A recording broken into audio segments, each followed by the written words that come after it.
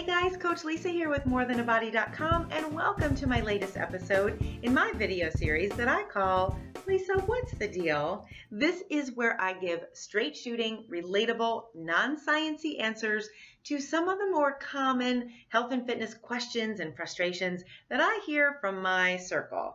And here's why. There's a lot of diet and fitness noise in the world, and it can be so overwhelming, right? And what do some of us do when we're overwhelmed? We do nothing. And I want to move you past nothing. I want you putting some stuff into action so you can become a healthier version of you. So I want to help you cut through that noise and just shoot straight with you on a couple common topics. Today's topic is this. Lisa, what's the deal with calorie counting? I've been using an app on my phone and it tells me I should eat this many calories and burn this many calories. And if I just do the math, then I should lose weight, but it's not working, right? So here's the straight shooting, non-sciencey answer to that. First of all, calorie quantity does matter when it comes to your body weight. You can't consistently overfeed yourself consistently and expect to lose or maintain your current weight. Your body has to do something with those extra calories. So if you consistently overfeed or consistently undermove and underexercise, you will gain weight. So there is some math involved, but there is something so much more important than the numbers, and that is the quality of calories, especially if your goal is long-term health versus just short-term weight loss. So the first most obvious reason why quality of calories is important is the nutrients, right? 500 calories of cake and ice cream is very different than 500 calories of salmon and broccoli. Food like cake and ice cream, they are considered empty calories because they're void of any nutrients that nourish and sustain your body. But equally important as the nutrients is what hormonal response is caused by the type of calorie, the quality of calorie that you are putting into your body. Food is just information for your body. So your body gets this information and then it responds accordingly by turning on or turning off certain hormones that regulate hunger and that regulate fat storage or fat burning.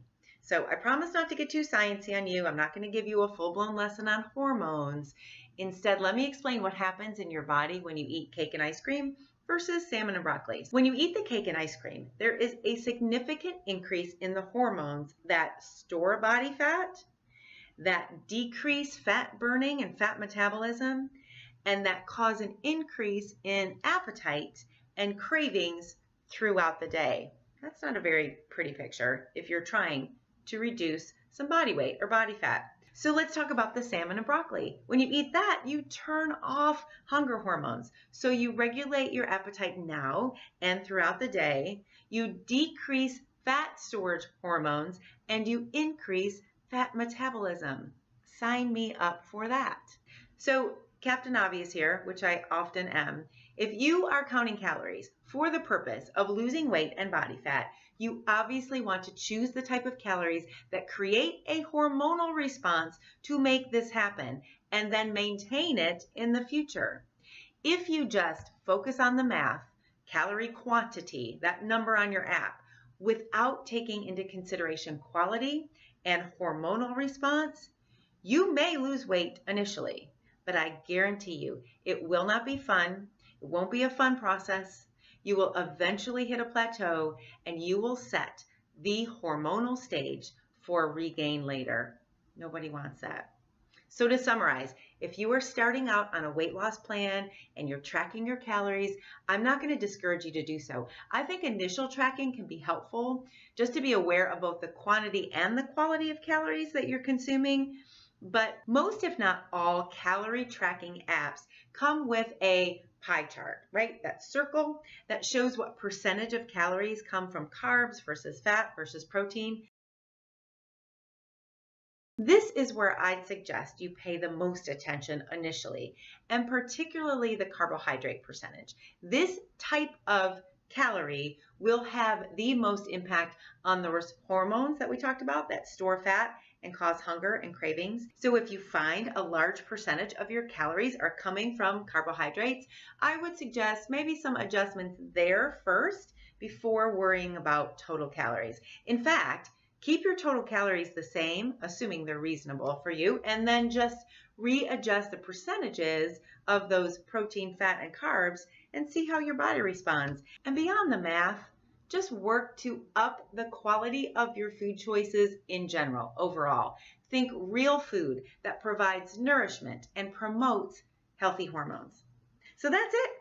I hope that helps, my friends. That's what's the deal with calorie counting. Feel free to leave any comments on this video if you're watching on YouTube right below.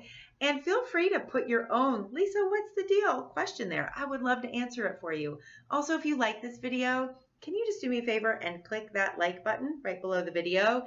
And then there's a share button there as well if you think some of your friends might enjoy this video as well. So thanks so much for spending just a couple minutes with me, and I will see you next time.